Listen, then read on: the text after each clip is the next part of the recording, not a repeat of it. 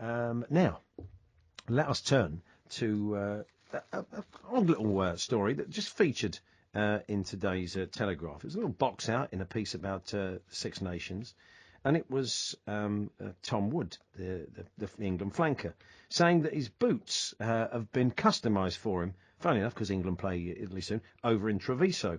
And it's a quote there. He said, the boots are especially made after fearing that his career might have been over 12 months ago when he struggled to overcome a problem with the arch in his left foot. He says, a lot of modern boots are made for footballers, very light and agile, and not really designed for 17-stone rugby players colliding with someone else of equal weight.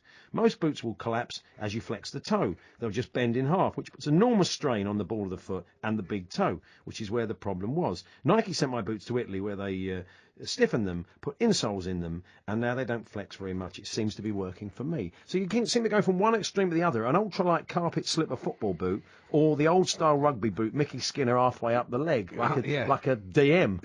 So you kind of need a happy medium. Why, with so many rugby players out there, so many people playing good standard rugby, why aren't the big companies making boots like that give the rugby players what they need in terms of support? They used to make a proper rugby boot. They did, but they were quite high. Players don't tend to wear them. Do you know? You look at the amount. Look at the great athletes now. The what about the kickers though? Don't they need a proper a toe cap?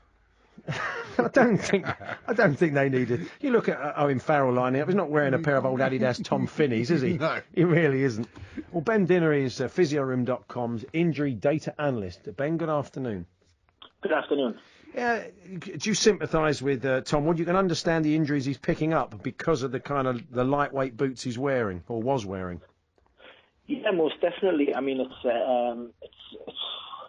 something that I feel will become more prevalent in the game as it becomes as players become more athletic and fitter and faster. And manufacturers seem determined on creating a lightweight sort of boot designed, as Tom said, mainly for sort of footballers. And there seems to be a huge gap in the market for rugby players in general. Well, this is Nike that sent the boot out there. So this is one of the top boot manufacturers saying that the product we've got at the moment doesn't suit your needs. So as I said, with so many people playing rugby, and I'm sure there's an amount of sort of Sunday and Saturday rugby players out there that would snap these up. It does seem to be a market for something that fits the bill. I mean, yeah, and probably for a lot of people out there, particularly sort of weekend recreational players, they mightn't have an opportunity to have a custom-made exotic. No. But there are sort of other options out there. I mean, there are adequately sort of decent off-the-shelf products which, can be moulded to the foot to help improve sort of foot biomechanics. So, all is not lost for the recreational rugby player. Okay. Googling rugby boots, as I've just done, it says here rugby boots for forwards, rugby boots for props, rugby boots for backs. So it seems to suggest that there are, sort of different boots are being made for the different positions. But you can see why it's an interesting. We've had this in football, Ben, haven't we, as well, about when we had all that spate of metatarsal injuries. There was a lot of criticism of the boots, but somebody bought me a pair of Nike Cristiano Ronaldo's, and they are amazing to wear. They're so light. May I sing what a waste of money? Yes, I'd agree with you, totally. You're a goalkeeper, man. What are you wearing them for? I'm light on my feet.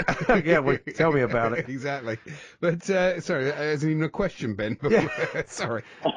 What was the question? What was then? the question? I've forgotten now. Yeah, I mean, where do you stand on that and on the lightweight boot? I mean, is it a good thing or has it led to more injuries? I'm an ex-centre-half, and I was always the big, heavy boot to protect the foot. I was never keen on these lightweight sort of thin boots, which I really felt I didn't sort of offer the support and protection that I required. But it's definitely horses for courses. It's, dependent upon the player and ultimately the position on how the boots will sort of cater for the demands of your needs.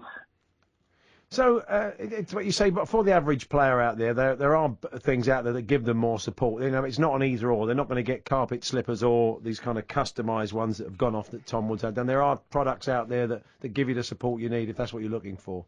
Oh, yeah, definitely. I mean, there are other sort of off-the-shelf products, orthotics and insoles, which sort of, at a very sort of reasonable and affordable prices, which can be moulded to your specific foot. Fantastic. So, there are plenty of options out there. Ben, good to talk to you. Thanks for joining us. No problem. Thanks. And Bye. Dinnery there from Physio Room, their injury data analyst. There we are.